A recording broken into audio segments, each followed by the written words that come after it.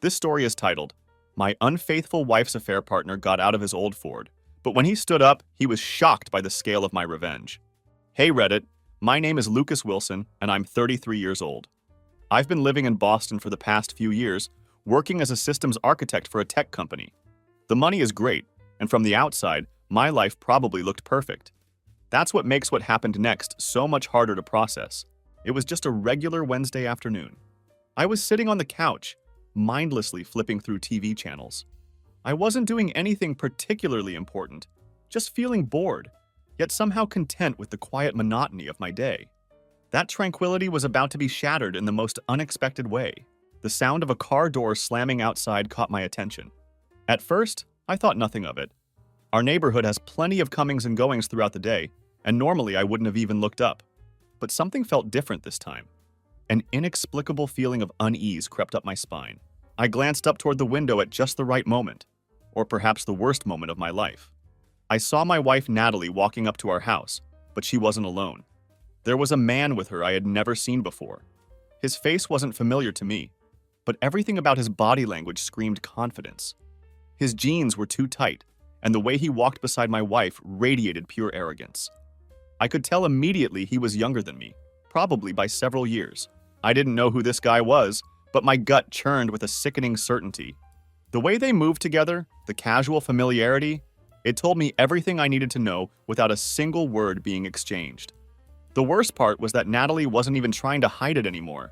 After months of suspicion that I desperately tried to ignore, the truth was literally walking through my front door. The signs had been there for weeks, maybe even months. I just chose to look the other way. The late nights at work, the sudden mood swings, the growing distance in her voice whenever she spoke to me. She had become cold, almost like a stranger living in our own home. But this, seeing her with him, was different. This was undeniable. I could see the subtle smirk on her face as she greeted him, almost as if I wasn't even in the same room. I stood up, my heart pounding so hard I could feel it in my throat. I wasn't sure if what I was feeling was shock, disbelief, or the beginning of a rage I'd never experienced before. I knew I had to act, wanted to scream, wanted to demand answers about what the hell was going on. But I found myself frozen in silence, just watching and waiting to see what would happen next. The man gave me a quick, dismissive glance, but it was as though I was invisible to him. Natalie was busy making small talk with him, probably about something completely meaningless. The weather, perhaps. But I couldn't focus on their words. All I could see was the way she laughed. It wasn't the warm, genuine laugh she used to share with me. This laugh was different, flirtatious, intimate, reserved for someone else. I felt a chill spreading through my veins as I stood there, fully realizing how little she cared about the man she had once promised to love forever. I heard the familiar click of her heels as she walked toward our bedroom. I wanted to follow her, to confront her right there, but something held me back. I needed to stay calm, to gather my thoughts. I needed answers. But how do you ask for explanations when you're drowning in the sudden realization that everything you thought was real has been a carefully constructed lie? Nothing could have prepared me for what happened next. The hours that followed felt like an eternity. After the man, who I realized was just a pawn in her game, finally left, I couldn't sit still. My thoughts were swirling like a hurricane inside my head. A violent mixture of anger, confusion, and utter disbelief. I kept replaying the way she had smiled at him. How comfortable they seemed together, like she hadn't been married to me for the past 5 years. Even more haunting was the gut-wrenching realization that this betrayal had probably been going on far longer than I cared to admit. The thought made my stomach turn, but I couldn't let it go. I had to know the truth. I needed to uncover it with my own hands. I tried to tell myself that maybe I was overreacting, that perhaps I was imagining things or seeing problems where none existed. But every minute that passed without confronting her just felt like I was sinking deeper into a pit of despair. The uncertainty was killing me, and I knew I had to do something. So I made a decision that I never thought I would make in a million years. I decided to go through her things. Not just a few personal items, but everything. Her phone, her laptop, her emails. If there was a shred of truth hidden anywhere, I was determined to find it. It didn't take long before my worst fears were confirmed. Tucked away in a password-protected folder on her phone were a series of messages between her and him. The words hit me like a punch to the gut. They were explicit, graphic, and deeply intimate. Things she had never shared with me. Things I could barely bring myself to read but couldn't look away from. Each message tore away another piece of the life I thought I knew. There was no denying it anymore. My stomach twisted in knots, and my hands shook as I continued scrolling through her phone. Each message was more damning than the last. They had been meeting in secret for weeks, maybe even months.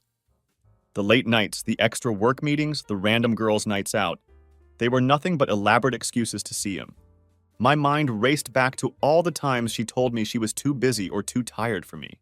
All those nights when I believed her, when I respected her space, when I tried to be an understanding husband, she was sneaking around with him. My trust wasn't just broken, it was shattered into a million pieces. The weight of this betrayal hit me like a freight train. I leaned back in the chair, staring blankly at the screen, trying desperately to process everything. How could she do this to me? To us? To the life we had built together? Everything we had created was crumbling around me, and there was nothing I could do to stop it. But amid the chaos of emotions, one thought stood out above all others. I needed answers. My heart pounded violently in my chest as I heard her footsteps approaching. She was back, acting as if nothing had happened, as if she hadn't just torn apart everything I thought was real. The moment she stepped through the door, I couldn't contain myself any longer. I had to confront her. I couldn't just pretend everything was fine. I stood up, holding her phone out in front of me. "What the hell is this, Natalie?" My voice was cold, edged with something raw and primal that I barely recognized as my own. Her eyes widened momentarily, but she quickly masked her surprise. That fake smile she'd been perfecting for months appeared on her face. "What's wrong, babe?" she asked, her voice dripping with false sweetness. "Why are you acting so dramatic?" "You think I'm dramatic?" I spat back, my voice rising. "You think I'm dramatic when you're fucking around with some guy behind my back?" Her face went pale for a moment. For a brief second, I saw a flicker of guilt in her eyes, but it disappeared as quickly as it had appeared. She took a step back, shaking her head in disbelief, as if I was the one who had done something wrong. "Oh, come on, not this again," she said dismissively. "You're being ridiculous." "Ridiculous?" I repeated, my voice trembling with fury. "I'm not being ridiculous, Natalie. You've been lying to me. For how long? How long has this been going on?" She took a deep breath, her gaze dropping to the floor. "It's not what you think," she said quietly. I couldn't stop myself from laughing bitterly. The audacity of her denial in the face of such overwhelming evidence was almost impressive. "Really? Because the messages I just found don't exactly match up with your story. You've been seeing him for months, haven't you?" She finally looked up at me, and there it was. That smirk. That smug, self-satisfied look that I used to both hate and love all at once. But now, it only filled me with disgust. "You don't understand?" she said, her tone suddenly cold, almost condescending. "I'm not happy, okay? I haven't been happy for a long time. You've been so focused on your career, so busy with your own thing, that you didn't even notice I was slipping away.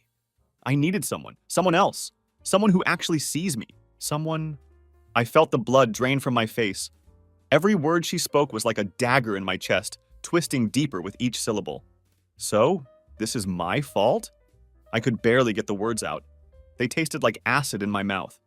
"I'm the one to blame for your affair?" Natalie shrugged nonchalantly, as if we were discussing something as trivial as what to have for dinner. Maybe not," she said coolly. "But I'm not sorry. You didn't care enough, and he did. So yeah, I guess I got what I needed elsewhere." My hands clenched into fists at my sides, my entire body shaking with rage. "You're unbelievable," I said through gritted teeth. "You think it's that easy? You think you can just walk away from everything we had? Everything we built together?" She rolled her eyes like a teenager being lectured by a parent. "Honestly, I don't owe you an explanation," she declared with startling coldness. "I've already made my choice.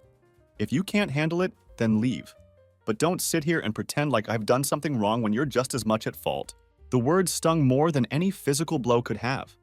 The coldness in her voice, the absolute lack of remorse. It was like talking to a complete stranger. The woman I married, the woman I had loved with every fiber of my being, was gone. In her place stood someone I didn't recognize, someone I didn't want to know. I didn't know what to say next. The anger was boiling over inside me, but I could feel something else creeping in. Something darker, something that threatened to break me completely. I could have walked out right there. I could have demanded a divorce on the spot. But the thought of losing everything, my life, my home, the future I thought we'd have together, left me paralyzed. The betrayal was too fresh, too painful to fully comprehend. Deep down, I knew one thing for certain.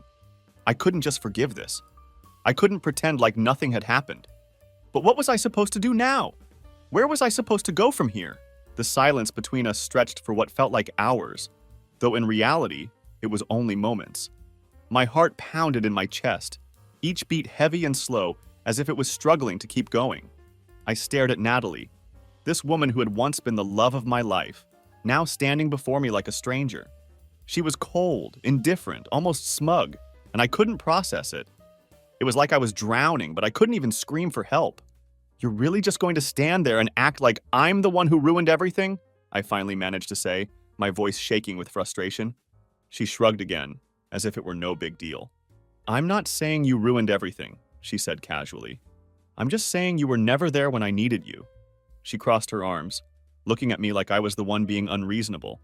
"Maybe I would have still been loyal if you'd paid attention, but honestly, I was suffocating. I needed someone who could make me feel alive." "Alive?" I repeated, my eyes wide with disbelief. "Is that what this is about? You slept with him because you wanted to feel alive? You threw everything away for that?" Natalie's expression didn't soften. Instead, she gave a little shrug, a smug smile tugging at the corners of her lips. "You're making it sound like I've committed some horrible sin. But I didn't. I'm just taking care of myself now. I've spent years taking care of you, of this house, of everything. And where has it gotten me? Stuck in this loveless marriage alone. I'm tired of pretending." The words hit me like a slap to the face, each one harder than the last. Her voice was so casual, as if she were talking about the weather or a bad meal she'd had. She didn't sound sorry. She didn't seem regretful. She wasn't the woman I married. She was someone else entirely. For a moment, I thought I might lose control, that I might shout or throw something, or demand that she beg for my forgiveness. But then I realized I didn't want her apology. I didn't want her empty words. I wanted the truth, and I had it now. But that didn't make it any easier to digest. "Do you even care about me anymore?" I asked, my voice softer now, almost a whisper, as if asking would somehow break the final thread that held this broken marriage together. Her eyes flickered for a moment, just a split second before she turned away. "You're still stuck on that, huh?" she said dismissively. "Of course I care about you, but caring isn't enough anymore. It never was. You were too busy with your job, your friends, your life outside of us. I was just a side note. I needed something more. Someone who was actually there. I wanted to scream at her, to tell her how wrong she was, how hurt I was. I wanted to remind her of all the times I was there, all the times I sacrificed for us, for her. But it didn't matter. The truth was, no amount of words would make a difference now. The damage was done. And then something unexpected happened. She stepped forward, closer to me, and I instinctively took a step back. The whole conversation had been a dance, a fight for control. But now, she seemed to be looking for something. It wasn't an apology or remorse. It was something darker. She was almost daring me to react. "You're angry," she said, her voice low, almost amused. "I can see it in your eyes. But you won't do anything. You'll just sit there and let me tell you how I feel, how I've felt for years. And you'll take it. You'll take it like you always do." She tilted her head slightly, studying me. "You've always been passive, never demanding anything? Maybe that's why I couldn't stay. Maybe that's why I ended up in his bed instead of yours." Her words cut like a knife. She knew exactly how to wound me, how to make me feel smaller than I had ever felt in my life. The worst part was, she wasn't entirely wrong. I had always been the good guy, the one who tried to keep the peace, who always kept my emotions in check, who made sure everyone else was happy. But in the process, I had lost myself, and I had lost her. "I can't do this," I muttered, my voice barely audible even to my own ears. "I can't keep pretending I'm okay with any of this." Natalie's eyes glinted with something that looked almost like satisfaction, but she didn't display any real emotion. "Then don't," she said flatly. "I'm not asking you to. I've made my choice. You either accept it or you don't. It's that simple." Her face twisted into a sneer as she took another step back. "But don't think you're going to guilt trip me into feeling bad for living my life. I'm done. I stood there frozen, my mind struggling to catch up with the reality unfolding around me. How had everything gone so wrong? How had the woman I loved turned into someone so cold, so indifferent? My body was shaking, not just from anger, but from a deep, aching hurt that I couldn't even name. "You're done?" I asked, trying to keep my voice steady, but it came out broken. "Just like that?" She looked at me, her eyes empty. "Yeah," she said coldly, "just like that." And with those words, she walked past me as though I was nothing more than an obstacle in her path. I watched her go, unable to say anything, unable to stop her. My entire world had just shattered, and all I could do was stand there and watch it crumble. The door slammed behind her, and I was left in the silence. The kind of silence that feels like the weight of 1,000 unspoken words. I wanted to scream, to break something, but instead I felt numb. The reality had set in, and I couldn't escape it. She was gone, and she wasn't coming back. I stood there frozen for what felt like hours after she left. The house was eerily quiet, almost too quiet. The echo of the front door slamming behind her still reverberated in my mind, like a gunshot ringing in my ears. The life I had spent years building, the life I thought I knew, felt like it had been swept away in an instant. The anger and hurt burned through me. But somewhere deep down, I realized that what I was feeling wasn't just rage. It was pure, crushing disbelief. I was in shock. The room felt smaller somehow, the walls seeming to close in, pressing in on me, suffocating me. My mind raced, replaying every conversation, every moment, every touch. Where did it go wrong? How did we get here? I walked through the house in a daze, my steps heavy, my body numb. I couldn't find a place to sit, so I just paced. I walked past the kitchen where we had shared countless meals together, the couch where we'd watched movies on rainy Sunday afternoons, the bedroom where we had built so many memories. All of it felt foreign now, like I was walking through a museum of someone else's life. I reached the small shelf in the hallway where we kept our family photos. I stared at the picture of us from our wedding day, smiling blissfully, unaware that all of this was coming. I picked up the frame, feeling the weight of it in my hands. The smile in the picture mocked me now, a cruel reminder of how naive I had been. I wanted to throw it, to break it, but instead I just let it fall back into place on the shelf. I couldn't destroy the memory. Not yet. Part of me was still holding on to it, clinging to the belief that maybe, somehow, this wasn't real. But it was real. I sank down onto the couch, my mind spinning. The pain was like a constant pressure in my chest, tightening with every breath. I kept trying to make sense of it, to figure out where it all went wrong, but I couldn't pinpoint a single moment. It wasn't one fight, one argument, or one bad decision. It was a slow, insidious betrayal. Natalie had been pulling away for months, and I had refused to see it. I had refused to believe the signs, to trust my instincts. But now it was too late. The worst part was that I never saw her as this person, not in a million years. I had always known Natalie as the girl who would hold my hand during tough times, who would laugh with me until we cried, who would be there when I needed someone. She had been the woman I could always rely on, my rock. And now that person was gone, replaced by someone who saw me as nothing more than an obstacle. I closed my eyes, trying to drown out the thoughts racing through my mind, but they wouldn't stop.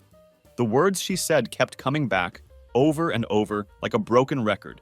I needed someone who could make me feel alive. Alive. I had thought I was enough. I had believed that everything we had, our marriage, our life together, was enough to make her happy. But clearly, it wasn't. The pain turned into something darker, not just anger, but shame. Shame that I hadn't seen it sooner. Shame that I had been so blind. The doubts crept in one by one. Was it my fault? Was there something I could have done differently? Could I have been a better husband? A better partner? I pulled myself up from the couch, unable to sit still any longer. I needed to move, to do something, anything. I grabbed my jacket and walked outside. The cold air hit me like a slap in the face. The street was empty, the night quiet, but I felt like I couldn't breathe. I started walking aimlessly, letting my feet take me wherever they wanted. My mind kept flashing to Natalie, to the way she looked at me when she left. There was no regret in her eyes, only indifference. She had made her choice, and she had already moved on. It hit me hard. The woman I had loved, the one I thought I knew, had already let me go. I stopped in front of a bar, unsure of what I was even doing there. The dim lights inside flickered, almost as if they were mocking me. I stood there, the reality of my situation sinking in deeper with each passing second. I was alone. Natalie was out there somewhere with him, probably laughing, probably forgetting that I even existed.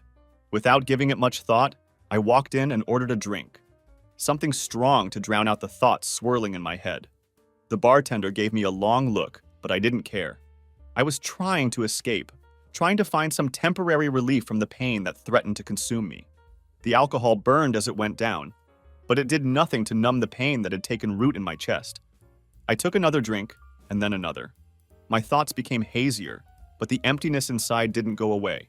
If anything, it seemed to grow larger, more consuming. When I finally walked out of the bar, I felt like a different person, a shell of the man I used to be. I didn't know what to do anymore. The world felt foreign, alien, and nothing made sense. My life had been turned upside down, and I didn't know how to fix it, how to go back to the way things were. What could I do now? Could I forgive her? Could I forget this betrayal and move on as if nothing had happened? The answer was a resounding no. There was no going back from this. There was no way I could ever look at Natalie the same way again. She had taken something from me, something irreplaceable, and no amount of apologies could ever repair the damage. But still, a small part of me hoped. Hoped that maybe, just maybe, there was a way to heal, a way to move on. Because no matter how much she had hurt me, I had loved her. I still loved her in a way, even though she was gone, even though she had chosen someone else over me. I walked home in silence, the weight of the night pressing down on me. I had no idea what tomorrow would bring, or if there even was a tomorrow for me and Natalie. But what I knew for sure was that my life, the one I thought I understood, was gone forever. It would never be the same again. The days after Natalie left were like a blur, a strange mixture of numbness and raw pain. I barely remember what I did during the days. The hours stretched on with no real sense of purpose. Work became just a distraction, a place to hide from the reality that had shattered my life.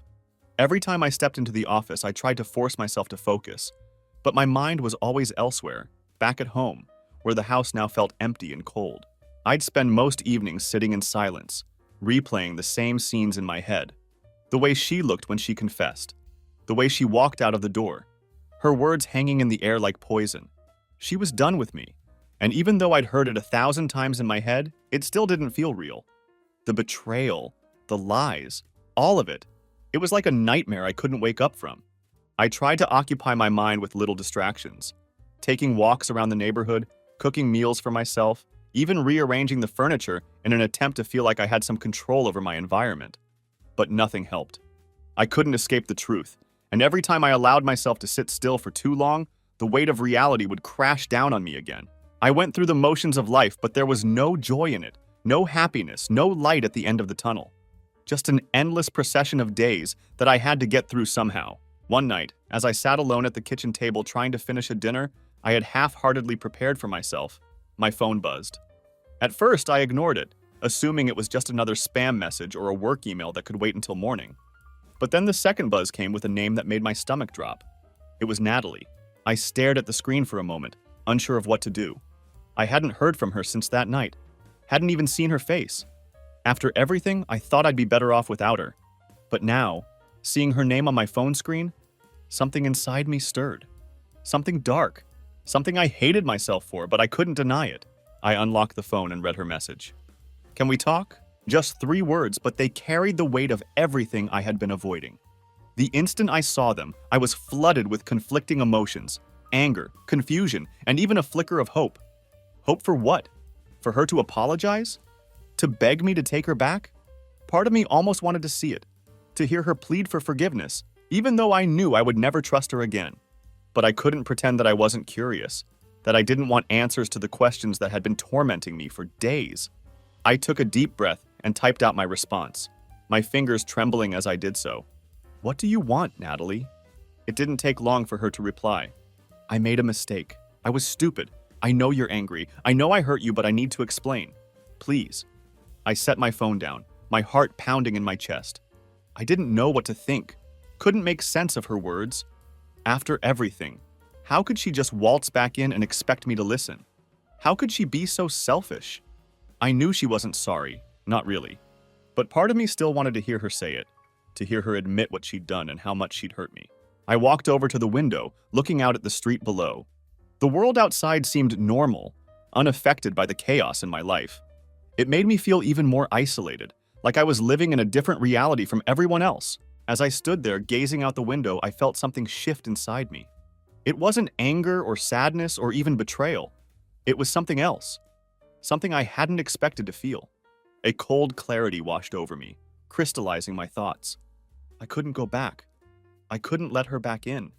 I wasn't just hurt by what she had done. I was disgusted.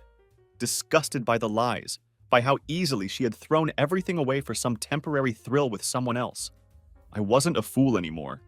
I wasn't going to allow myself to be dragged back into that toxic, selfish world she had created.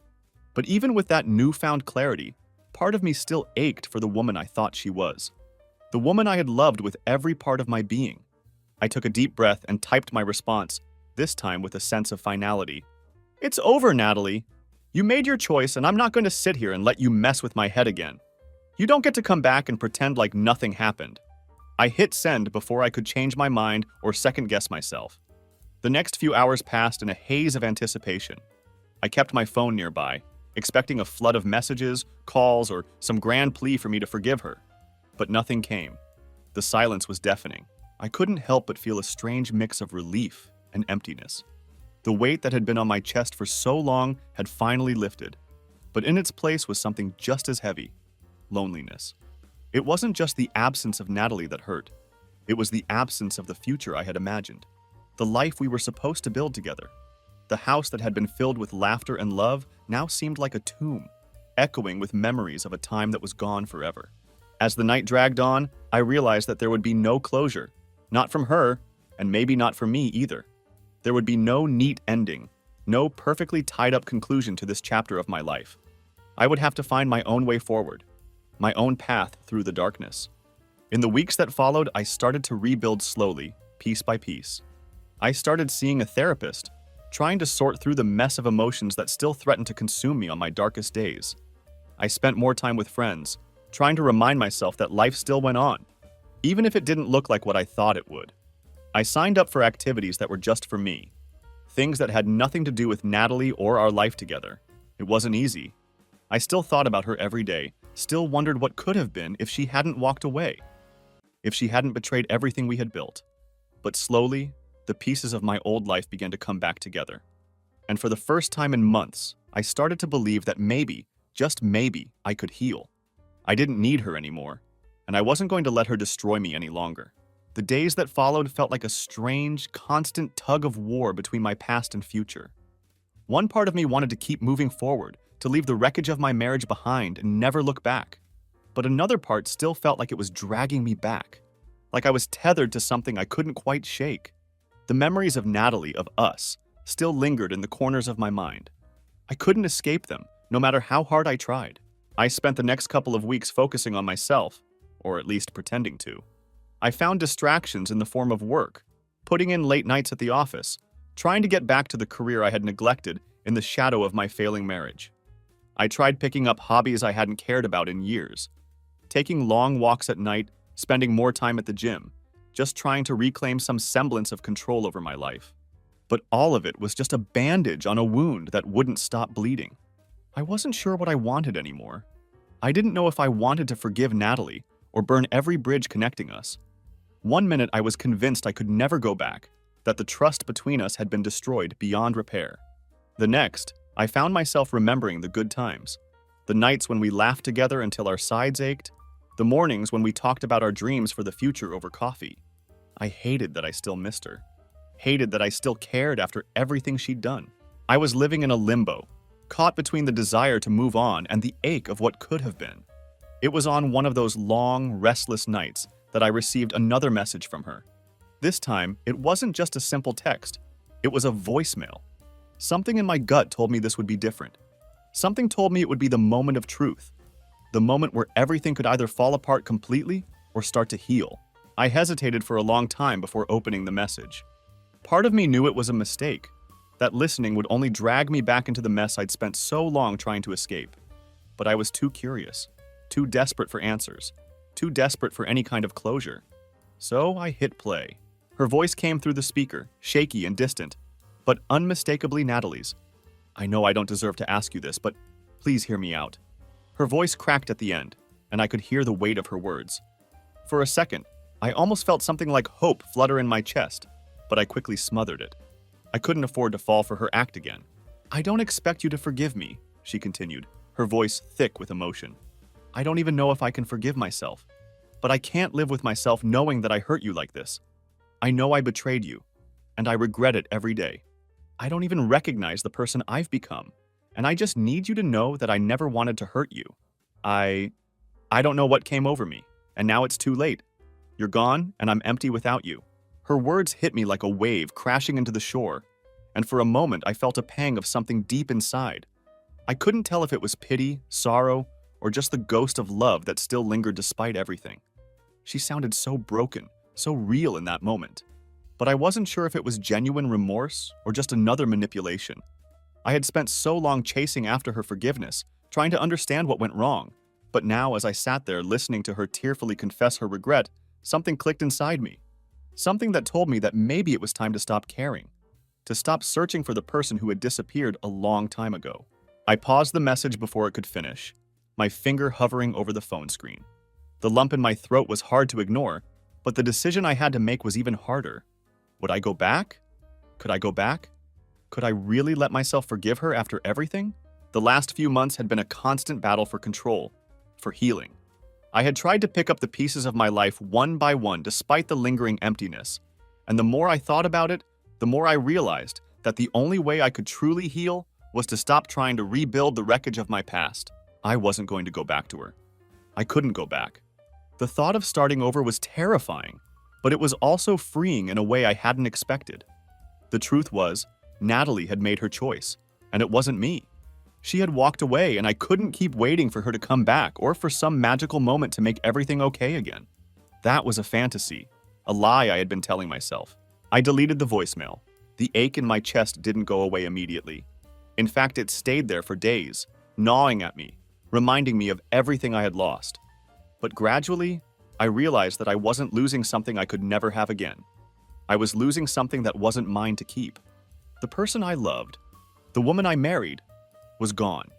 And maybe she had always been gone, hiding behind a mask of lies and manipulation. As the weeks passed, I started to make more solid decisions about what my life would look like moving forward. I hired a lawyer to start the divorce proceedings, not out of some desire for revenge, but because it was the only way forward. It was a step toward closing this chapter of my life. I didn't expect her to fight me for it, didn't expect her to beg me to reconsider, but I didn't care anymore. I had made my choice. The days after filing the divorce papers were nothing like I had expected. There was no dramatic moment of freedom or relief, no celebratory sense of triumph. Instead, I found myself in a strange limbo, like I had stepped into a life that wasn't really mine, a life that I was only beginning to understand. The house felt bigger now, emptier somehow. I had grown used to the quiet, but it was different now. It wasn't the peaceful kind of quiet you get when you're alone and content. It was the kind of silence that made you feel small, that reminded you of how fragile your life really is. The world outside seemed to carry on moving at its usual pace, while I was stuck in this odd in-between phase, too broken to move on, yet too far gone to ever go back. For the first time in a long time, I didn't know who I was anymore. I wasn't Natalie's husband anymore. I wasn't the man I used to be. And maybe that was okay. Maybe it was time to figure out who I was on my own. But that didn't make it any easier. I still thought about her. I still had moments of weakness where I remembered her laugh, the way her hand felt in mine, the way she'd curl up next to me on the couch just to be close. But now those memories were stained with betrayal. They weren't the same anymore. They couldn't be. It wasn't that I didn't miss her. I did, in a way. But more than that, I missed the life I thought we were going to have, the future I had planned out in my head. And that's what hurt the most. The person I loved had never really existed in the way I thought she did. She wasn't the woman I believed her to be. She was a stranger, someone who could lie so easily, someone who could betray me without a second thought. I had thought love was enough. I had thought that loyalty and commitment were all that mattered. But the truth was, love wasn't enough to keep someone from walking away. And loyalty meant nothing when it wasn't mutual. The first few weeks after the divorce was finalized were the hardest. I didn't know what to do with myself. I filled my time with work, with the gym, with long drives to nowhere in particular. Anything to keep my mind from wandering back to the place I didn't want to go. But it didn't work. Not entirely. I found myself reaching for my phone sometimes, half expecting her name to pop up on the screen. I had deleted her number, but that didn't stop the urge to check. The tiny, fragile hope that maybe, just maybe, she would regret everything and come back. But that hope, that tiny, fragile hope, was dying a slow death with each passing day. One evening, a month or so after the divorce papers were finalized, I found myself walking to the park near my house. It was one of those cool, crisp autumn nights when the air felt fresh and clean, the sky clear with the promise of a new season. The park was empty except for a few joggers, their breath visible in the chilly air. I sat on a bench near the pond, the still water reflecting the orange and red of the setting sun. I pulled out my phone, checking for messages out of habit more than anything else. But there was nothing. For the first time in a long while, I didn't feel the weight of her absence quite as much. I was getting used to it. That realization, small and quiet, felt like a victory. I wasn't moving on yet, not really, but I was starting to heal, and that was enough for now. I leaned back on the bench and closed my eyes, taking in the peace of the moment. Then I heard it, footsteps crunching along the gravel path. I opened my eyes, expecting to see another jogger passing by, but what I saw made my heart skip a beat. It was her, Natalie. For a moment, time stopped. I didn't know what to say, what to do. She was standing there in front of me, looking just as beautiful as I remembered, like nothing had changed. Her hair was a little longer, and she had a soft smile on her face. But it was her, the woman I once loved, the woman who had broken me. "Hey," she said quietly, her voice soft, almost tentative. I didn't respond immediately. Part of me wanted to get up, to walk away, to not let her have the satisfaction of seeing me vulnerable again. But another part of me, the part I hated, wanted to hear her out. "What are you doing here?" I asked, my voice rougher than I intended. I just needed to see you," she said, looking down at the ground before meeting my eyes. "I know I don't deserve it, but I wanted to apologize. I've been trying to make sense of everything. I know I hurt you, and I'll regret that for the rest of my life." I never meant for things to end this way. I stared at her, my thoughts whirling. Part of me wanted to let her explain, to hear the apology that I never thought I would get. But another part of me, the part that had been rebuilding my life day by painful day, didn't want to fall for it again. "I don't know what you expect from me," I said finally, my words cold and deliberate. "I can't just forget what you did. I can't forget how you lied, how you betrayed me. You destroyed everything, and I can't let you do that to me again." Her face fell, and for a moment, I saw the woman I used to know. The one who had loved me, the one who had hurt me so deeply. "I don't expect you to forgive me," she said quietly. I needed you to know that I am truly sorry. I know it doesn't change anything, but I had to say it." I sat there, not sure how to respond. There was a part of me that still wanted closure, that wanted to hear her take responsibility, that wanted to feel like I wasn't the fool in all of this. But the truth was, there was no closure to be had. There was no magic word she could say that would make everything okay again. "I appreciate you saying that," I said, my voice steady. "But I can't go back. You made your choice and I made mine." I stood up, taking one last look at her, feeling the weight of everything that had come before. "Goodbye, Natalie," I said, and turned to walk away. The cool breeze hit my face, clearing the fog in my mind. I didn't need her to fix anything. I didn't need her to come back and save me. I had already saved myself. And for the first time in months, I felt like I was finally free. The night air was crisp, and the weight of everything that had happened still hung heavy on my chest. I had walked away from Natalie for the last time, but the journey toward full closure still felt like an uphill battle. Yet as I walked through the park, the familiar surroundings seemed to offer something different, an invitation to something new. The sky was darkening, and I found myself standing still, just breathing. I didn't feel anger or sadness anymore, just emptiness. But it wasn't the kind of emptiness that meant I was broken. It was the kind that meant I was empty of the past. Free. It hit me then with a force that surprised me. I didn't need to keep looking backward. My future was in my hands now. No more trying to fix a marriage that had shattered beyond repair. No more chasing after apologies that would never be enough. I had all the time in the world to rediscover myself, to rebuild my life from the ground up. I turned, walking toward my car, a sense of peace settling in my chest. I had made the right decision, but as I approached the parking lot, something caught my eye. A familiar car. Natalie's. A sick feeling twisted in my stomach as I stared at the vehicle parked a few spaces away. What was she still doing here? I had just left her. Was she waiting for me to change my mind? Did she think that some emotional confession would be enough to pull me back into her world? I hesitated for a moment, standing frozen, contemplating whether or not I should confront her again. But then something inside me clicked. No. She didn't deserve another chance. I wasn't the same person who had once thought love could conquer all. I had learned the hard way that sometimes, no matter how much you care, people make choices that can't be undone. And I had to stop caring about fixing what was already broken. I turned away, heading to my car with resolve. But just as I reached the door, I froze again. There, standing under the dim light of the street lamp by her car, was another figure. A man, tall with a broad build, looking oddly familiar. My stomach dropped as recognition hit me like a punch to the gut. It was the guy, the one I had seen with her that day, the one who had been sneaking around with my wife. The same man who had shattered the trust I'd worked my whole life to build. I don't know what came over me in that moment. Anger? Jealousy? A need for answers? I wasn't sure, but I was moving before I could stop myself. My feet carried me toward him, each step feeling like it was pushing me toward some final confrontation that I wasn't prepared for. I couldn't let it go. "Hey!" I shouted, my voice harsh in the cold air. He turned around, and for a brief second, I could see the surprise in his eyes, like he hadn't expected me to confront him. His hands shot up, as though he was trying to defend himself without saying a word. I was in front of him in seconds, fists clenched at my sides.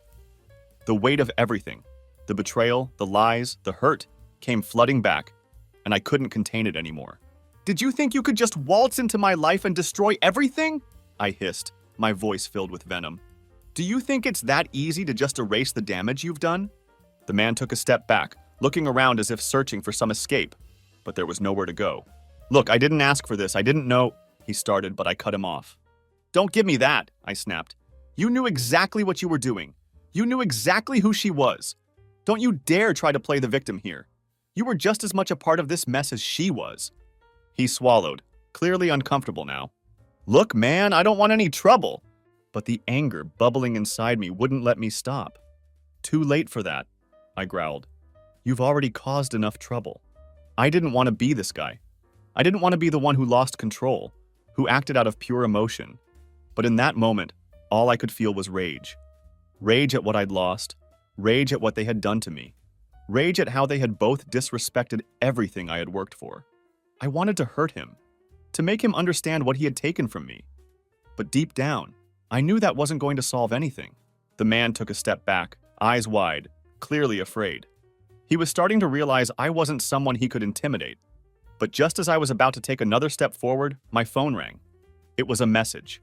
The notification flashed on my screen, and my hands froze. I glanced at it, and what I saw made my stomach twist with confusion and disbelief. It was from Natalie. "I know what you're about to do, and I swear to you I never meant to hurt you. I'm so sorry, but you need to understand I didn't leave you for him. I left you because I couldn't be the person you needed me to be. I was lost. Please just talk to me one last time. I swear you'll get the closure you deserve. You deserve to know the truth." I stared at the screen for what felt like an eternity, my mind spinning, trying to process her words. But something inside me already knew what the truth was. It was a lie. More words to manipulate me. More excuses to avoid facing the consequences of her actions. I couldn't believe it anymore. I deleted the message. I turned away from the man, leaving him standing there, still unsure of what had just happened. And as I walked to my car for the last time, the truth hit me again. I didn't need closure from her. I didn't need her to explain anything. I was already moving forward. I didn't need her. I didn't need him. I needed myself. I slammed my car door shut, started the engine, and drove away without looking back. For the first time since all this began, I felt truly in control. Not of Natalie, not of what had happened, but of myself, of my future. As the distance between us grew, something inside me settled. A calmness I hadn't felt in months. I knew there would be hard days ahead, days when I'd miss what we had, when I'd wonder about what might have been. But I also knew I'd survive those days. I'd get through them, each one making me stronger, each one taking me further from the pain she had caused. The road stretched out before me, dark and uncertain, but also full of possibilities. I had no idea where it would lead, but for the first time in a long time, I was excited to find out. My hands gripped the steering wheel tighter as I drove into the night, leaving behind the broken pieces of my past, ready to build something new, something that couldn't be so easily destroyed, something that was entirely my own. The future was mine now, and no one could take that away from me. Not Natalie, not anyone. It was time to start living again. Time to rediscover who I was beyond the betrayal, beyond the pain, beyond the marriage that had defined me for so long. The night was clear, stars visible above the city lights, a new chapter beginning as I finally let go of the old one. It wouldn't be easy, nothing worth having ever is, but I was ready. Ready to face whatever came next, on my own terms. My phone buzzed again in my pocket, but this time I didn't even look at it. I already knew what I needed to know. I already had the only closure that mattered. It was time to move on, and that's exactly what I was going to do. As I drove home that night, I felt something I hadn't experienced in a long time. Hope. Not hope that Natalie would come back or that things would magically fix themselves, but hope for myself, for my own future. The road ahead was still uncertain, still filled with challenges I couldn't even imagine yet. But for the first time, I felt equipped to face them. The house didn't feel quite so empty when I returned. It was still quiet, still filled with memories, but they didn't seem to haunt me the way they had before. I walked through each room, seeing it not as a reminder of what I'd lost, but as a canvas for what could be. I could repaint the walls, rearrange the furniture, make this space truly mine again. That night, I slept better than I had in months. No tossing and turning, no waking up in the middle of the night, reaching for someone who wasn't there. Just peaceful, dreamless sleep, the kind that heals. The morning brought with it a sense of renewed purpose. I made myself breakfast, something I'd been neglecting to do properly since everything fell apart. It was just eggs and toast, nothing fancy, but the simple act of taking care of myself felt significant. I sat at the kitchen table, the morning sunlight streaming through the windows, and for the first time in too long, I allowed myself to think about the future without feeling that crushing sense of loss. What did I want to do with my life now? What dreams had I put on hold for the sake of our marriage? What parts of myself had I compromised or forgotten? These were the questions that occupied my mind as I sipped my coffee. And though the answers weren't immediately clear, just asking them felt like progress. When I arrived at work that day, my colleagues noticed the difference. "You look better," one of them commented cautiously, as if afraid to jinx whatever improvement they saw. I just nodded and smiled. I wasn't ready to share my story with them. Not all of it anyway, but their observation confirmed what I already felt. I was healing. The days turned into weeks, and the weeks into months. Life settled into a new rhythm. One without Natalie, one that was entirely my own. I reconnected with old friends, spent more time pursuing interests I'd neglected, and gradually, the sharp pain of betrayal dulled to an occasional ache. A scar rather than an open wound. There were still moments of weakness, of course. Times when I'd see something that reminded me of her, or hear a song that brought back memories. Times when the loneliness felt overwhelming, when I wondered if I'd ever trust someone enough to love again. But these moments became fewer and farther between, and they no longer had the power to derail my entire day. I never heard from Natalie again after that night in the park. I sometimes wondered what had become of her, if she had stayed with him, if she had found whatever it was she was looking for. But I didn't seek her out, didn't look her up on social media or ask mutual friends. Some doors are better left closed. About 6 months after the divorce was finalized, I met someone. It wasn't anything serious at first, just coffee, just conversation. She was nothing like Natalie, which was both refreshing and a little terrifying. I found myself hesitating, holding back, afraid to be vulnerable again. But she was patient, understanding, as if she could see the scars I carried without me having to explain them. "Everyone has a past," she told me one evening as we walked along the harbor. "What matters is that you didn't let it destroy your future." Her words stayed with me, a reminder that my experience with Natalie wasn't the end of my story. It was just a chapter, a difficult one to be sure, but not the defining one. There would be other chapters, other characters, other plot twists I couldn't yet imagine. I don't know what tomorrow will bring. I don't know if this new relationship will last, or if I'll face other heartbreaks along the way. But I do know that I've survived the worst betrayal I could imagine, and it didn't break me. It changed me, yes. Made me more cautious, more aware of the fragility of trust, but it also made me stronger, more resilient, more in tune with my own needs and worth. If there's one thing I've learned from all of this, it's that life rarely goes according to plan. The future I had envisioned with Natalie crumbled before my eyes. But from those ruins, I've built something new, something different, something entirely my own. And maybe that's how it was always meant to be. For anyone who might be going through something similar, who might feel like their world is ending the way mine did that Wednesday afternoon, I want you to know this. You will survive. The pain won't last forever. There is light beyond the darkness, possibility beyond the loss. Trust me on this.